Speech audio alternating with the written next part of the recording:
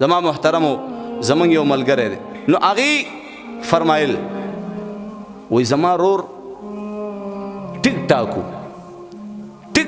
حج یې کړی او ماشاءالله یو کاروباري او یو تندرسته او یو خوش مزاجه د مرګ ژوند خو هېڅ پته نه لګي نو وایي د شیخ ادریس صاحب دپاره روټۍ کړې وه په دغه شپه باندې روټۍ کړې وه نو وایي شیخ ادریس صاحب هم راغوښتی و وایي د ده اچانک طبیعت خراب شو چې طبیعت یې خراب شو وایي موږ چې کوم دی اسپتال ته یوړو اسپتال کې ډاکټر راته وایي دا خو ختم دی دا واوره ښه په ژوند باندې دومره بروسه کول نه دي پکار دومره اعتماد اعلان وشو ماښام د فلانکي جنازه ده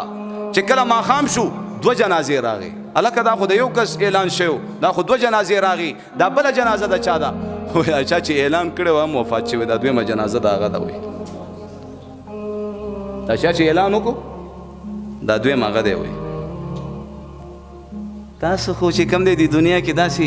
منګولې خښې کړي بلکل هم ذهن کې دا نه راځي اچانک رسۍ زما محترم راښکل یو بل اوس به په قبر کې پروت د دنیا سره به د تعلق ربط کانټیکټ ختمي بیا نو هغې فرمایل وایي نیمه ګنټه کې زما رور هغه به په دنیا کې موږ سره نه و وایي زما داسې رورو بعضې رونه ملګري نه ملګري او رور نه روري که نه دومره یو بل ته نږدې وایي هغه غریب وایي موږ وایي په ما باندې دغه ورځ قیامت شو خو زه خپلې خبرې له راځم وایي ما بیا خوب کې وکتو وایي ما ورته ویلې ای صاحب څنګه چلې الله در سره څه معامله وکړه وایي مړه تاسو خو د آخرت نه یو لوی بو جوړ کړی چې والله آخرت ده قبر دی او جهنم دی او دا دی وغه دی وایي دلته خو دومره اسانې معاملې دي وایي دومره اسانې معاملې وایي قسم دی الله بخلم او دلته په مزو چرچو د الله په نعمتونو کې چې کوم دی ګرځو لګیا یو باغات دي او محلات دي او د اوبو د شاتو د پیو نهرونه دي د شرابو خو لیکن په من کې څه خلک داسې دي چې فرشتې راځي او هغې کې هتکړۍ اچي زنځیرونه اچي او جهنم ته بوزي او هلته وله وهل ټکول ورکي او د جهنم او د جنت په منځ کې یو نیر دی هغه نیر کې وله یو غوپه ورکي نو هغه ټول تکاوټ او تکلیفونه ترېنه ختم کړي واپس یې راولي من کې پرېږدي داسې چې بس زه مزې کوه ایمان والای کلمه دې ویلې ده کافر سره د الله وعده نه ده د الله قانون دا نه دی کافر لا الله وایي زه جنت به نه ورکوم ولی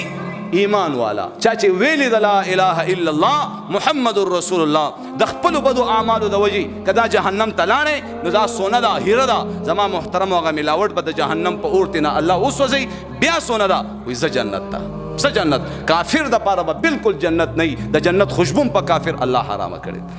نو وایي دغه خلک څوک دي وایي دا زناکار دي چې دې دپاره الله پاک بالکل دا بې حیا خلک دي نو د کافرو مشن دا دی چې امت مسلمه سکی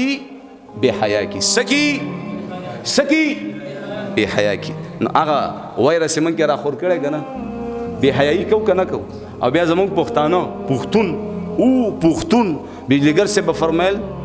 پښتون نوم ولې تا خو پښتون په شرمونو شرمو ته د پښتون نوم علي تا خو خپلې بیبي ته داسې لباس ور واچولو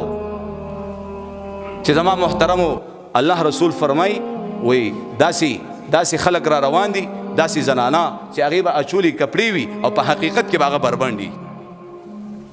بازار ته بلاړ چې دومره نرۍ کپړې به د دکان نه راوالي او جوړي کې به یې اچولي زما دا هغه غیرتونه چېرته لاړه هغه درنه برقه هغه ټوپۍ والا به ورته ور اچولې وه د پردي سړي یو نظر قدري زما محترمو ده به نشو برداشت کولی چې د ده په ښځه باندې د یو نامحرمه سړي نظر قدري ولګي که خیال هم کړی ټانګې وي پخوا او هغه ټانګو نه به څادر تاو کړی هغه غیرتونه چېرته لاړ هسې خبره ده هسې هغه پښتو چېرته لاړ اوس چې وګورې څومره فحاش لباس کې او وایي به پښتو ذهن نه مني وایي به پښتو او په داسې انداز کې د دې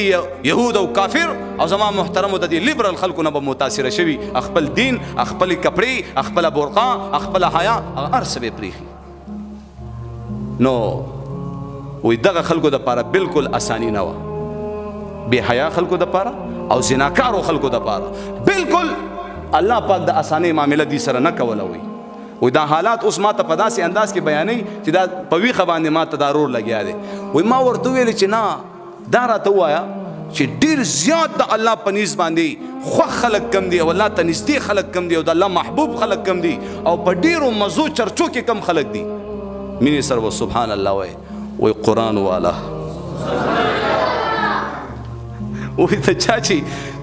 څنګه طریقې سره په کم انداز کې د قرآن سره څنګه ما ربط او کنټیک او رابطه ده کنه قرآن والاو سره ده یا د حافظانو عالمانو سره ده یا قرآن سره ده یا قرآن په ترجمه وي یا په ناظره وي یا په ټکی وي یا په زور او زیر وي یا په تفسیر وي یا په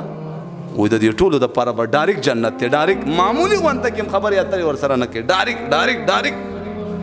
وای د دې خلکو د پاره وای الله پاک ډیر آسان نو زما محترمو د قرآن سره به مینه کو ان شاء الله کو وکنه ان شاء الله محبت بکو کنه کپی پویګو کپی نه پویګو دلته استادان شته اخوا مسجد کې مشته جمعهتون هم ډیر دي مدرسې هم ډیر دي عالمان هم ماشاءالله مفتیان هم ډیر دي کنه دي نو چې په داسې وخت کې ته په قرآن نه پویږي دا ستاسو لپاره د بدبختیا او د هلاکت ذریعہ د زما محترم